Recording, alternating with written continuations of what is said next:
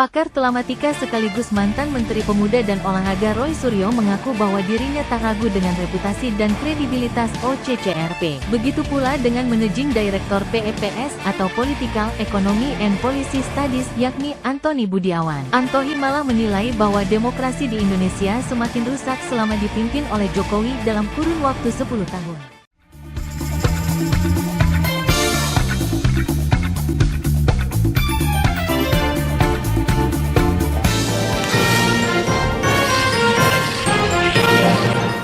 Assalamualaikum warahmatullahi wabarakatuh. Pemirsa, jumpa lagi bersama saya, Lara Setyadinda Permaiswari dalam Jurnal KBA. Pakar telematika yang juga mantan politisi Roy Suryo menyatakan bahwa masuknya Jokowi ke dalam nominasi finalis tokoh kejahatan, terorganisasi, dan korupsi 2024 oleh OCCRP seharusnya tidak boleh didiamkan begitu saja oleh aparat hukum Indonesia. OCCRP merupakan konsorsium jurnalis investigasi yang berdedikasi dalam mengungkap kejahatan terorganisir dan korupsi di seluruh dunia. Reputasi OCCRP juga terkenal lewat temuan Panama Papers. Inilah kumpulan 11,5 juta dokumen rahasia yang dibuat oleh penyedia jasa perusahaan asal Panama, Mossack Fonseca. Dokumen ini berisi informasi rinci mengenai lebih dari 214.000 perusahaan luar negeri, termasuk identitas pemenang saham dan direkturnya, di mana terdapat pula nama 2.961 orang Indonesia. 11.5 million documents for over 200,000 entities connected to people in more than 200 countries have been leaked from Mossack Fonseca, a Panamanian law firm. The leak includes emails, financial spreadsheets, passport information and corporate records spanning from 1977 to the end of 2050. Masyarakat dunia sudah mengenal reputasi Organized Crime and Corruption Reporting Project atau disingkat OCCRP, yang baru saja mengumumkan mantan Presiden Indonesia Jokowi masuk ke dalam nominasi finalis tokoh kejahatan terorganisasi dan korupsi 2024. Pakar telematika sekaligus mantan Menteri Pemuda dan Olahraga Roy Suryo mengaku bahwa dirinya tak ragu dengan reputasi dan kredibilitas OCCRP. Ya, jadi sebenarnya kan itu sudah tidak perlu lagi diragukan ya. Sebuah organisasi ya yang kemudian terdiri dari para jurnalis dan para pengamat senior, dan bahkan kita tahu OCCRP dulu sudah menggulirkan laporan yang sangat bagus waktu itu soal Panama Paper. Dan akhirnya kan apa? Sekarang menggulirkan soal nominasi dan akhirnya memilih siapa-siapa yang terkorup. Korup itu bukan berarti korupsi dari sisi uang, bukan. Korup dari sisi pemerintahannya, korup dalam sisi kebijakan itu udah korup. Makanya yang lucu kan sekarang malah OCCRP mengatakan mereka diancam dengan bom, gitu ya, ada ancaman. Nah ini kan semakin menunjukkan lagi bagaimana sebenarnya bonafiditas dari OCCRP sampai menimbulkan kegerahan bagi sebagian masyarakat. Kita dukung terus dan nanti mungkin akan banyak laporan kepada OCCRP yang kemudian nanti kita akan dukung, dan laporan dari OCCRP itu justru bisa digunakan oleh aparat penegak hukum di Indonesia untuk memproses. Jangan diam saja, secara internasional sudah jelas gitu. Meskipun banyak buzzer, banyak orang-orang yang berusaha melakukan spin terhadap hasil OCCRP, dikatakan itu sudah di take down, itu sudah dilakukan revisi. Enggak sama sekali, tetap sama, dan OCCRP kita harapkan itu konsisten dan semua bergerak, dan masyarakat Indonesia ayo kita dukung pemberesan hal-hal yang kemudian sudah merugikan Indonesia selama 10 tahun terakhir ini. Jadi kan sebenarnya suatu rezim atau kepala negara itu kan hanya bisa sekali mengeluarkan surat untuk pemilihan calon pemimpin KPK waktu itu. Dan ini kan kita lihat sebenarnya KPK sekarang, Pak Setiabudi, itu kan surat instruksinya kan ada pada presiden yang terdahulu. Kenapa dilakukan pemrosesannya oleh DPR? Ini kan aneh. Dan yang lebih parah lagi sekarang kan barusan Kementerian Komdiji itu juga mengangkat banyak staf. Ya salah satu staf susnya itu ternyata adalah buzzer di masa lalu, dan kelakuannya kayak Bu Fafa sebenarnya.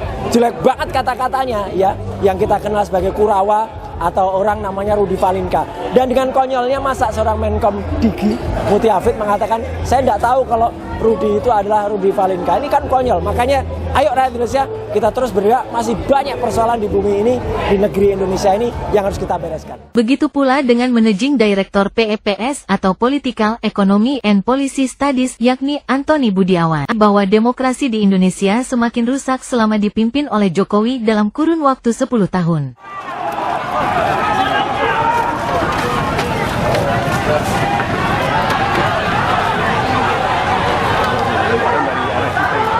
Masih merapat ke depan ya. Tahan, sudah cukup, tahan, tahan. Ya,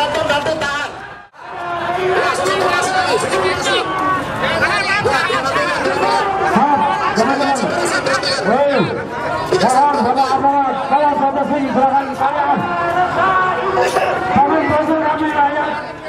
Tolong dengarkan, saya akan menertibkan maksud saya kalau Bapak juga tertib.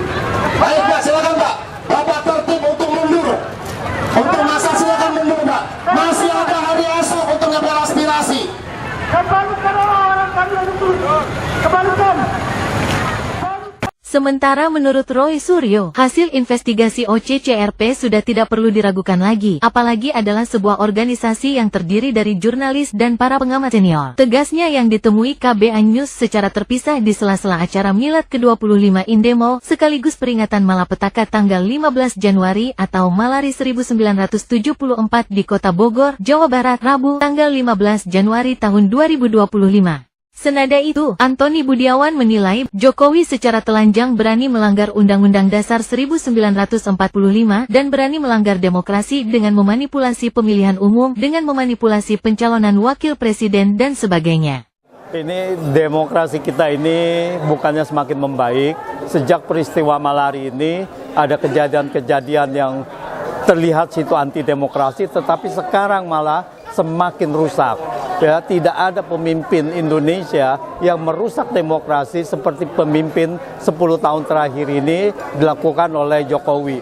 Jokowi berani melanggar Undang-Undang Dasar, Jokowi berani melanggar demokrasi dengan memanipulasi pemilihan umum, dengan memanipulasi pencalonan dari wakil presiden dan sebagainya. Jadi saya rasa bahwa sudah waktunya bahwa masyarakat yang penegak demokrasi ini harus melanjutkan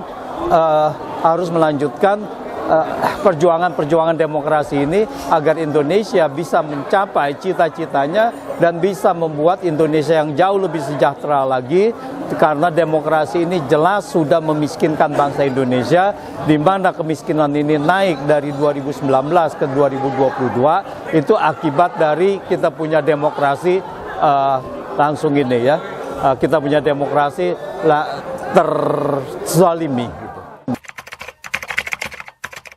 Ini ya, perlu ada sikap dari kita punya aparat penegak hukum bahwa selama ini masyarakat Indonesia sudah menyuarakan bahwa kebijakan-kebijakan Jokowi ini sangat manipulatif dan sangat koruptif.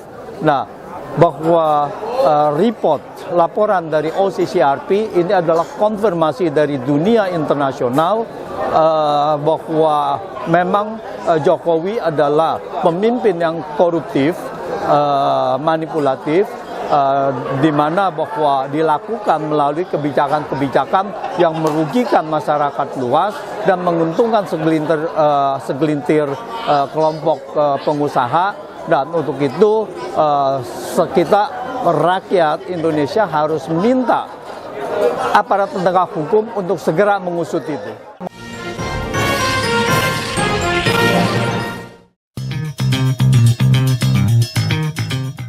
Adapun Panama Papers merujuk pada 11,5 juta dokumen rahasia terenkripsi yang bocor dan merupakan milik firma hukum Mossack Fonseca yang berkantor pusat di Panama. Dokumen-dokumen tersebut dirilis pada tanggal 3 April tahun 2016 oleh surat kabar Jerman Süddeutsche Zeitung atau SZ dan dijuluki sebagai Panama Papers. Dokumen tersebut mengungkap jaringan lebih dari 214.000 surga pajak yang melibatkan orang dan entitas dari 200 negara berbeda. Upaya tim selama setahun oleh SZ dan Konsorsium Jurnalis Investigasi Internasional atau ICIJ dilakukan untuk menguraikan file terenkripsi tersebut sebelum pengungkapannya dipublikasikan. Dokumen tersebut berisi informasi keuangan pribadi tentang individu kaya dan pejabat publik yang sebelumnya adalah swasta. Publikasi mereka memungkinkan untuk mengadili Jan Marsalek, orang yang berkepentingan dengan sejumlah pemerintah Eropa dan mengungkapkan hubungannya dengan intelijen Rusia dan penipu keuangan internasional Harald Joachim von der Goltz. Meskipun Badan Usaha Luar Negeri adalah badan hukum, para wartawan menemukan bahwa beberapa perusahaan cangkang Mossack Fonseca digunakan untuk tujuan ilegal termasuk penipuan, penghindaran pajak, dan penghindaran sanksi internasional. Di Indonesia, nama-nama para miliarder ternama yang setiap tahun langganan masuk daftar orang terkaya versi Forbes Indonesia bertebaran dalam dokumen Mossack.